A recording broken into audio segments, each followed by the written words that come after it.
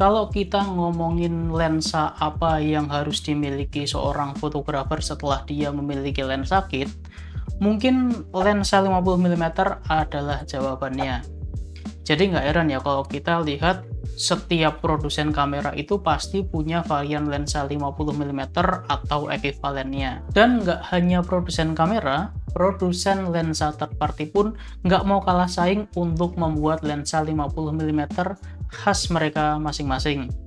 Ada yang bikin lensa 50 mm ini jadi lebih baik daripada lensa natif, tapi dengan harga yang mirip-mirip. Atau opsi kedua, mereka bisa bikin lensa 50 mm yang performanya sudah oke, tapi dengan harga yang lebih menarik. Salah satunya di sini kita punya 7 Artisan 50 mm f1.8 untuk mirrorless Sony full frame. Jadi gimanakah performa dari lensa ini? Yuk kita cek selengkapnya.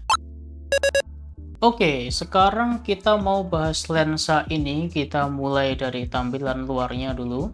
Karena jujur yang bikin aku pengen banget beli lensa ini tuh ya karena tampilan luarnya. Tampilannya tuh gede, jadi kelihatan apa ya, kelihatan gagah gitu, kelihatan premium, kelihatan profesional. Dan untuk materialnya dia menggunakan metal dan glass ya, jadi ini full metal. Di depan kita punya focus ring ya, di depan ini focus ring, terus di bagian bawahnya atau di belakangnya ini kita dikasih aperture ring, terus di bagian samping kita dikasih switch ya, MF to AF switch, jadi ini switch autofocus. Dan di bagian paling belakang kita lihat ini mountingnya Sony A, dan di sini kita juga dikasih port USB Type-C. Port ini biasanya digunakan untuk firmware update. Jadi nice. Oh ya, di sini kalau aku baca-baca sih nggak ada weather sealing, tapi ya normal untuk lensa murah. Terus di dalam paket penjualannya kita juga dikasih lens hood. Lens hood ini lumayan membantu. Dan ini terbuat dari plastik ya, sayangnya masih terbuat dari plastik. Tapi nggak masalah karena banyak lensa juga di luar sana yang harganya lebih mahal dari lensa ini, yang juga masih ngasih kita lens hood dari plastik. Jadi overall menurutku nggak ada masalah, build quality-nya premium, dan kalau dipakai masih terasa lah feel premiumnya, feel gagahnya, feel profesionalnya itu masih kerasa. Dan ini build quality-nya mengingatkanku pada lensa Yongnuo 35 mm f2 untuk Sony yang kemarin kita juga sudah sempat review. Kalau kalian pengen lihat video reviewnya, kalian bisa tonton setelah kalian nonton video ini. Nanti kita akan kasih link di sekitaran sini somewhere ya. Terus kita akan ngomongin soal spesifikasi optik dan autofocus yang dimiliki oleh lensa ini ya. Jadi kalau di website resminya aku lihat dia menggunakan 11 optik elemen di dalam 9 grup. Terus untuk aperture blade-nya dia menggunakan 11 blade, jadi lumayan banyak. Dan untuk motor autofocusnya dia menggunakan STM alias stepper motor. Autofocus dari lensa ini lumayan cepat dan akurat ya untuk range harga yang diberikan. Dan karena dia sudah pakai STM atau stepper motor, tentunya motor penggerak dari autofocus lensa ini sudah silent. Nah, untuk kualitas optiknya, seperti biasa kita sudah menyiapkan beberapa test shot yang kita ambil menggunakan lensa ini. Dan untuk kameranya, kali ini kita menggunakan Sony A7R Mark II. Jadi kita langsung aja ke Lightroom untuk lihat hasilnya. Oke, saat ini kita sudah ada di Adobe Lightroom, dan seperti yang kita lihat di sini sudah ada beberapa test shot ya. Ini kita bisa lihat metadatanya, kita menggunakan lensa 50 mm, shutter speed, ISO dan lain sebagainya. Model kameranya kita pakai Sony A7R Mark II. Oke, kita langsung mulai dari gambar yang pertama. Ini kita pakai bukaan di f1.8. Kita lihat dulu dari bagian tengah, kita zoom 100%, dan kita lihat di sini untuk fokusnya ini bisa aku bilang nggak terlalu fokus ya, masih ada kayak soft fokusnya gitu. Dan kalau kita lihat untuk chromatic aberration-nya di sini juga lumayan kerasa, jadi ada kayak fringing warna-warna magenta merah gitu ya.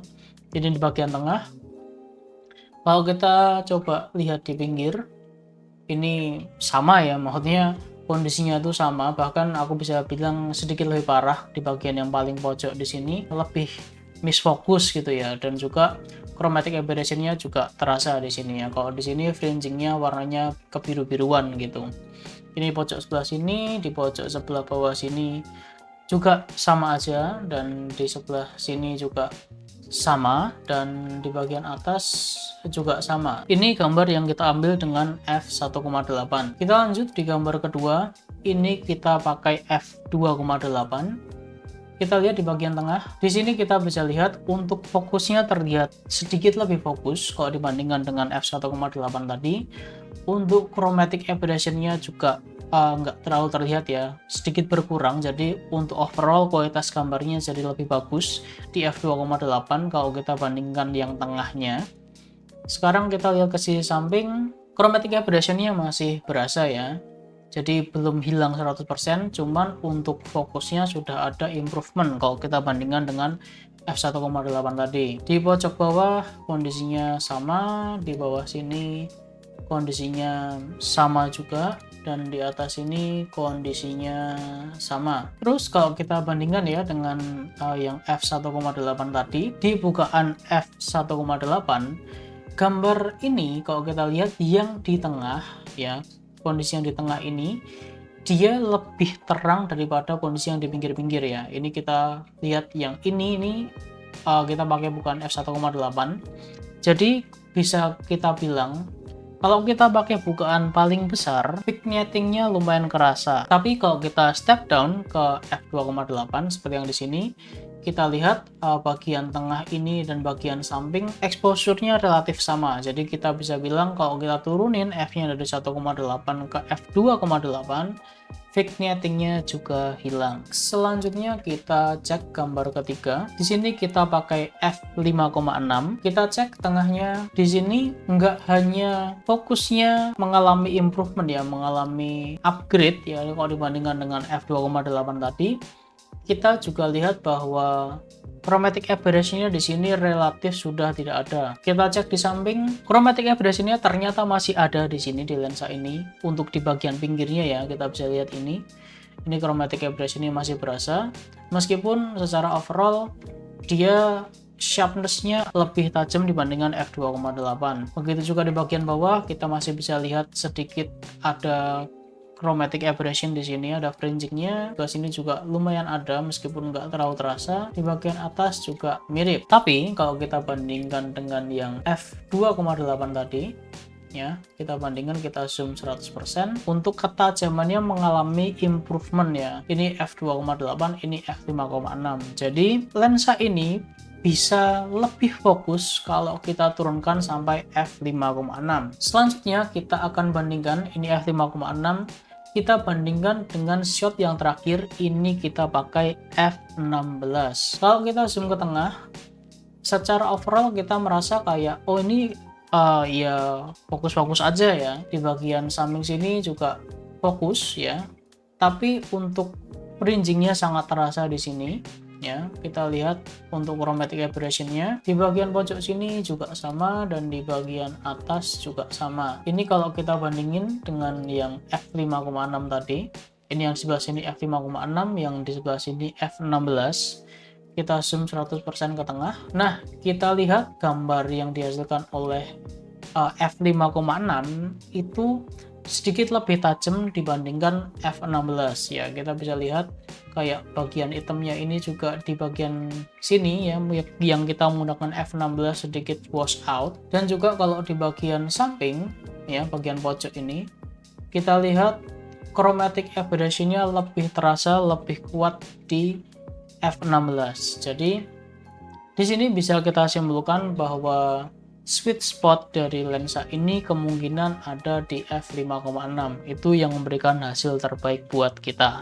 Terlepas dari pengujian kita tadi ya, aku merasa di real life-nya kemampuan yang dimiliki oleh lensa ini itu sudah cukup mumpuni ya. Jadi untuk image quality-nya dia lumayan tajam, nggak ada color casting yang terlalu aneh-aneh yang gimana-gimana gitu, nggak ada. Untuk bokehnya aku rasa sudah lumayan smooth, dan meskipun di sini kita cuma dikasih bukaan paling besar di 1,8 ya, f1,8, dia masih cukup bisa memberikan separasi antara background dan subjek utama foto kita. Aku sudah pakai lensa ini tuh kurang lebih 6 bulan ya, dan jujur aja aku lumayan terkesan dengan hasil foto yang diberikan. Lensa ini hampir aja menjadi lensa 50mm f1,8 yang perfect untuk Sony mirrorless full frame. Tapi sayangnya dia gagal mendapatkan predikat tersebut karena ada beberapa problem yang aku temukan ketika pakai lensa ini. Jadi langsung aja kita bahas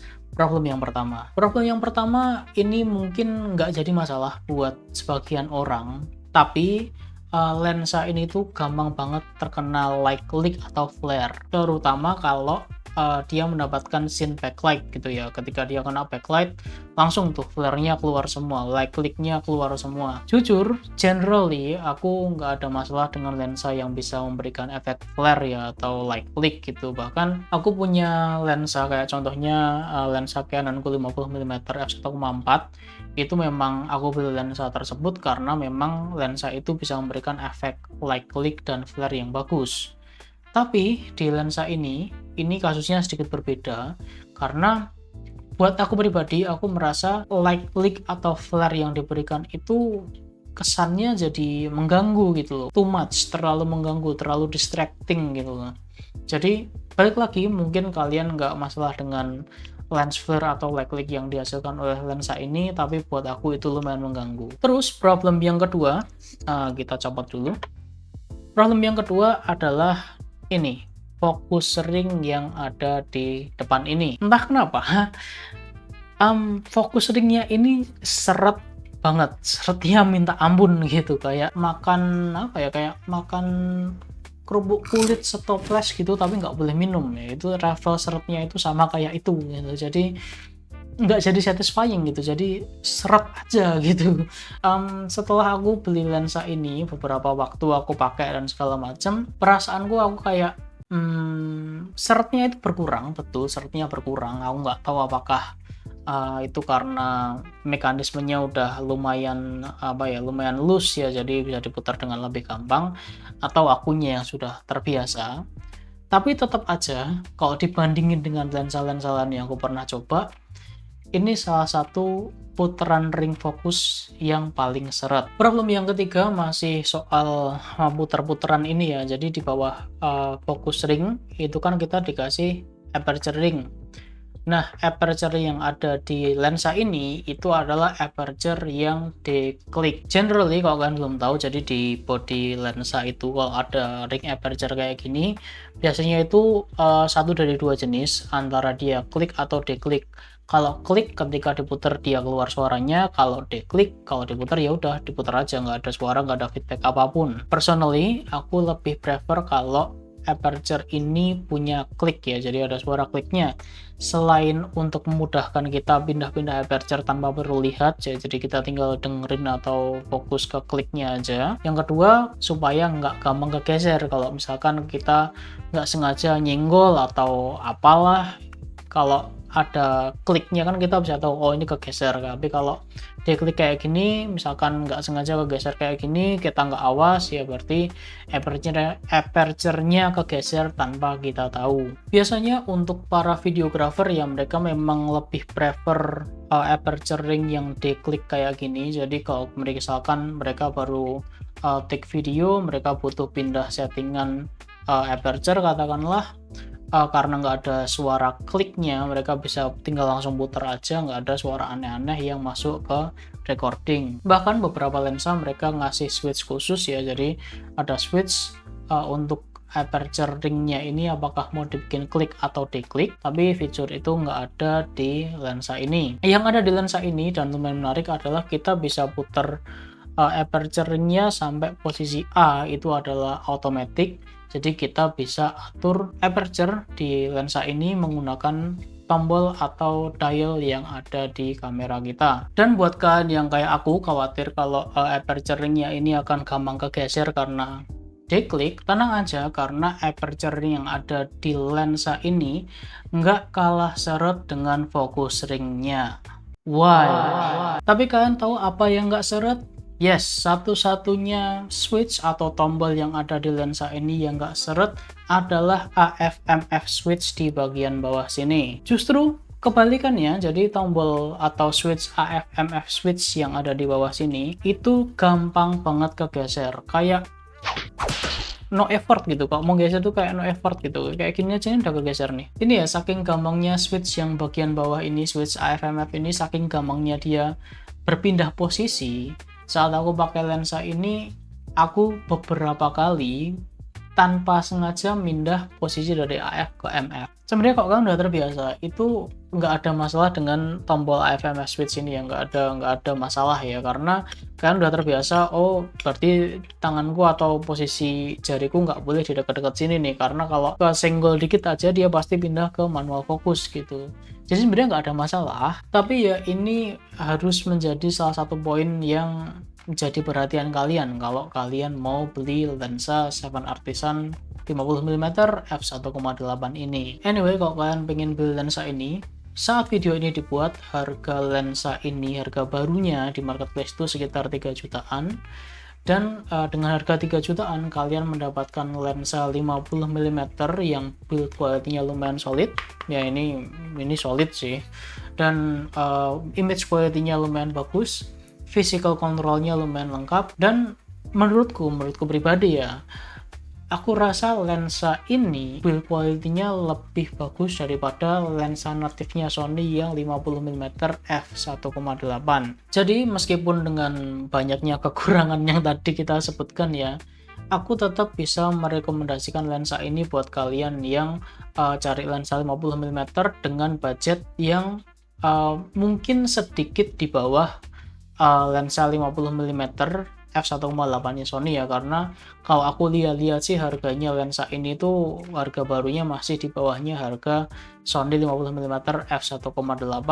Jadi kesimpulan untuk review kali ini, aku rasa ini lensa yang menarik sebenarnya, cuman agak sayang aja gitu, karena kalau misalkan nih ini posisinya dibalik gitu ya, AF/MF switch ini dibikin sedikit lebih kokoh, sedikit lebih susah untuk dipindah-pindah, dan terus aperture ring dan focus ringnya ini bisa sedikit dibuat lebih smooth, lebih gampang untuk diputar. Ini benar-benar jadi lensa yang sangat worth it, bahkan lebih worth it dari lensa natifnya Sony sendiri. Dan personally, aku lebih suka gambar yang dihasilkan oleh lensa ini dibandingkan dengan lensa natifnya Sony. Jadi ya gimana ya, sayang banget gitu.